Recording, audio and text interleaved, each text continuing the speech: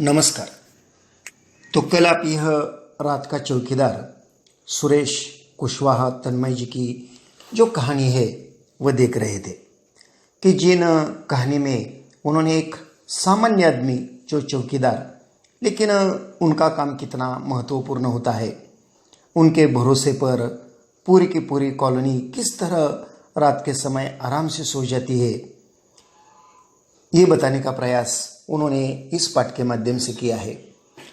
तो कल आपने यहाँ तक देखा कि इसी तरह का वह एक चौकीदार महीने भर वह अपना काम करता रहता है। रात के समय 12 बजने के बाद वह सड़क पर आ जाता है, कॉलोनी में आ जाता है।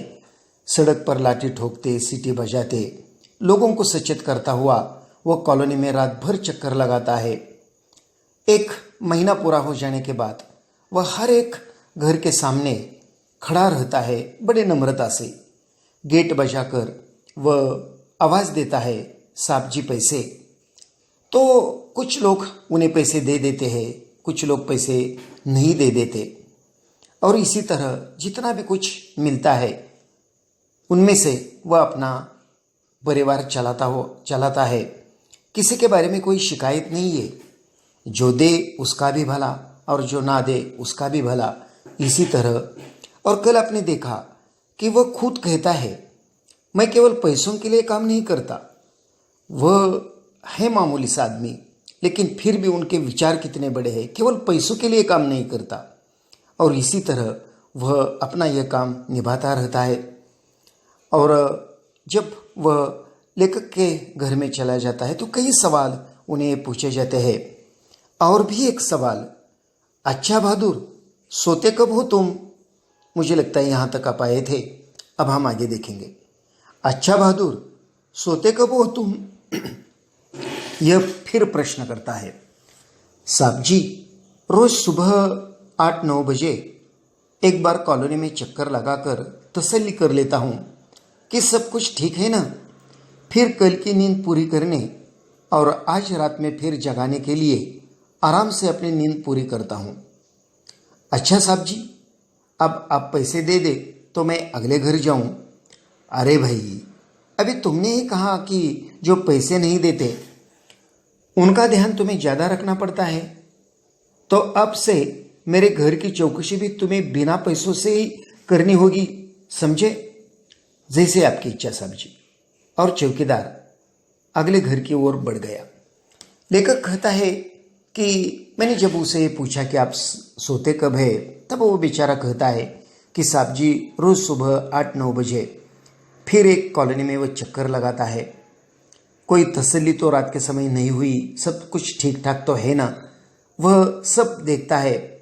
और फिर वह अपना जो छोटा सा मकान, ज़्यादातर मात्रा में ये लोग किराए पर लेकर ही रहते हैं, और उसमें जाकर वह कल की नींद पूरी करके और आज रात में फिर जगाने के लिए आराम से अपनी नींद पूरी करता हुआ दिखाई देता है। और कल ही मैंने बताया कि वह ज़्यादातर मात्रा में ये लोग नेपाल से आते हैं। उनका परिवार वह अपने ही देश में रहता है, अपने ही गांव में रहता है, अकेले रहते हैं लोग। और फिर रात भर जागते रहते हैं, फिर अपने घर में चले जाते हैं जो किराए पर मकान रहता है। खाना पीना का वह इंतजाम करते रहते हैं, फिर सो जाते हैं, और फिर वही बात। कितनी एक उनकी ज़िंदगी एक रास्ते से चली हुई हमें दिखाई देती है, ना कोई अलगपन है, ना कोई किसी बात का। तो इसी तरह का वो अपना जीवन बिताते हुए हमें दिखाई देते हैं। लेखक ने जब उन्हें पूछा, अरे भाई, अभी तुमने ही कहा ना कि मैं पैसे नहीं देते, उनका भी ध्यान ज़्यादा रखना पड़ता है, तो अब से मेरे घर की चौकसी भी तुम्हें बिना पैसों के करनी होगी, समझे? वो बेचारा केवल इतना ही कहता है कि जैसे आपकी इच्छा साहब जी, और चौकीदार अगले घर की ओर बढ़ गया। ना किसी के साथ झगड़ा, ना किसी के साथ वाद, और इसी तरह वह अपना काम वो करता रहता है। जो लोग पैसे देते हैं उनका तो ध्यान वो रखता ही, लेकिन नहीं देते हैं उनका भी वो ध्यान रखता है। अगर किसी ने पैसे देने के लिए इनकार कर दिया तो वो कुछ कहते नहीं है, उन्हें भी सलाम करते हुए वो अगले घर की तरफ जाते हैं। लेखक कहता है कि मैं सोचता हूं कि बिना किसी ऊपर दबाव अथवा नियंत्रण के एकाकी रूप से इतनी जिम्मेदारी से अपना कर्तव्य निभाने वाला, हमारी सुरक्षा की चिंता करने वाला, निष्कपट भाव से करने वाला यह रात का रखवाला स्वयं कितना सुरक्षित और अकेला है। सही है, लेखक ने जो बताया है उनके बारे में, लेखक अपने मन में सोचता रहता है, किसी का दबाव नहीं है, किसी का नियंत्रण नहीं है उन पर कि वह जाग रहा है या सो गया है, ये देखने के लिए कोई आ गया है, उनका कोई साहब होगा वो देखने के लिए आता है, ऐसे कोई बात नहीं है। बड़ी प्रामाणिकता से वो अपना काम करता रहता है। और इसलिए पहले ही हमने देखा कि ईमानदारी और कर्तव्य निष्ठा, इन दो बातों को उन लोगों ने अपनाया होता है। और इसलिए किसी का दबाव नहीं, किसी का नियंत्रण नहीं, लेकिन जो भी कोई जिम्मेदारी खुद उन्होंने जिन जिम्मेदारी को स्वीकार किया है, वह अपना कर्तव्य निभाने के लिए वह ऐसे ही कर्तव्य तत्पर रहता है। समाज में अगर हर एक व्यक्ति इसी तरह जो भी जिम्मेदारी अपने सिर पर लेते हैं, जिन जिम्मेदारी का स्वीकार वह करते हैं और इन जिम्मेदारी निभाने के लिए कोई उनका बॉस नहीं, कोई उनका वॉच करने वाला नहीं है, लेकिन फिर हम आपका ही वॉच बन जाए, हम हमारा ही बॉस बन जाए और अपनी जिम्मेदारी बड़ी प्रामाणिकता से निभाए, तो देश का और उनके साथ ही साथ हमारा भला होने में और देर कैसे लगेगी। हमारी सुरक्षा की चिंता करने वाला, निष्कपट भाव से करने वाला, किसी तरह का कपट उनके मन में नहीं है। उन्हें केवल इतना ही लगता है, चलो उन सारी की जिम्मेदारी हम पर है। सभी सो जाते हैं बड़े आराम से और उनका जो काम रहता है वो रात के समय काम रहता है। और कितना असुरक्षित है वो। मान लीजिए कि अगर कोई अघटित बात हो गई तो उनकी जिम्मेदारी लेने वाला है कौन? ना कोई वो संगठित लोग है, ना उनकी कोई संगठना है, ना कोई उनकी यूनियन है। कौन देखेगा? और जब भी वो लोग आते हैं वह काम करने के लिए शुरुआत कर देते हैं। जब महीना भर जाता है तब पैसे मांगने लगते हैं। लेकिन बस केवल इतना ही उनका उन कॉलोनी से संबंध रहता है। ना कोई उनकी कोई पूछताछ करता है, ना कोई उनका सुख दुख में के बारे में उन्हें कोई कहता है, पूछता रहता है। ऐसी कोई बात नहीं है। वो बेचारे आते हैं, यहाँ काम करते रहते हैं। जब महीना हो जाता है तो पैसे मांगते हैं।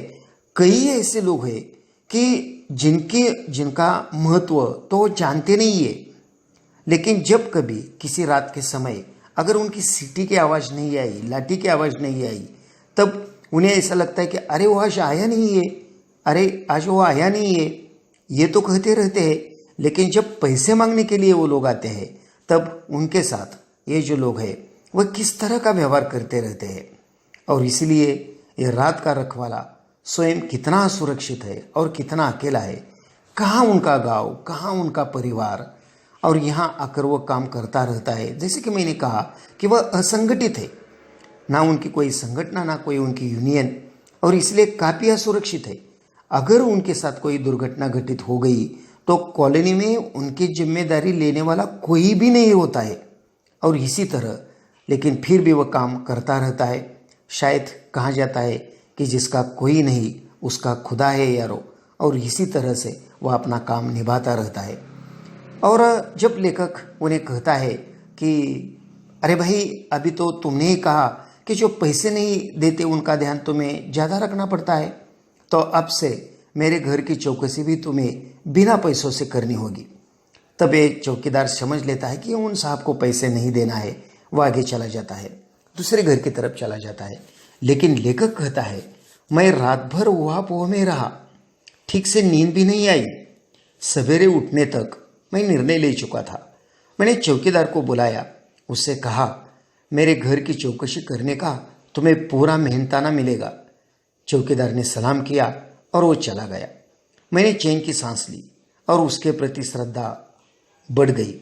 लेखक कहता है कि रात भर मैं यह विचार करता रहा, मुझे नींद नहीं आई। मैं यही सोचता रहा, अरे कितने वो पैसे मांगता रहता है, रोज का 1 रुपया, महीने के केवल 30 रुपये, रोज हम 1 रुपये दे देते हैं और पूरा का पूरा परिवार बड़े आराम से हम सो जाते हैं। हमारी रक्षा वो करता है, हमारी जो भी कोई संपत्ति है, मकान है, सब जो भी कोई बातें हैं उन सब की वो रक्षा करता है, पूरे कॉलोनी की वो रक्षा करता है। और एक परिवार से उनकी कितनी अपेक्षा है, बस केवल 1 रुपया, और इतना भी हम नहीं दे सकते। और इसलिए कई विचार लेकर कहता है कि मेरे मन में आ गए। रात भर मैं वहाँ पोह में रहा, ठीक से नींद भी नहीं आई। सवेरे उठने तक लेखक कहता है कि मैंने निर्णय ले चुका था। मैंने और लेखक चौकीदार को बुलाता है, उससे कहता है कि मेरे घर की चौकसी करने का तुम्हें पूरा मेहनताना मिलेगा। और वह उनके जो 30 रुपये है वो दे देता है। चौकीदार उन्हें सलाम करता है और चला जाता है। लेखक कहता है कि मैंने चैन की सांस ली, उसके प्रति श्रद्धा बढ़ गई। और लेखक कहता है कि मेरे मन में उन आदमी के बारे में, उनके कर्तव्यता के बारे में, उनकी ईमानदारी के बारे में मेरे मन में और भी श्रद्धा बढ़ गई। कितनी प्रामाणिकता से वो काम करता रहता है। आज हमें समाज में दिखाई देता है कि कितनी बेईमानी लोग करते हुए और बेईमानी से काम करते हुए भी कितना पैसा कमाते हैं, लेकिन इतनी ईमानदारी से काम करने से उन्हें कितना मिलता है, बस अपना पेट भर सके और कोई अपना परिवार चला सके। इनसे अलावा और उन लोगों का सपना है ही क्या? औरों की संपत्ति की, औरों के जो चिंता वो करता रहता है, जो उनकी रक्षा वो करता रहता है, लेकिन खुद इतना सुरक्षित रहकर और इतना सब कुछ करने के बाद भी उनके मन की जो आशा है वह कितनी छोटी सी है। और इसलिए लेखक कहता है कि मेरे मन में उनके प्रति श्रद्धा जो है वह और कहीं बढ़ती चली गई।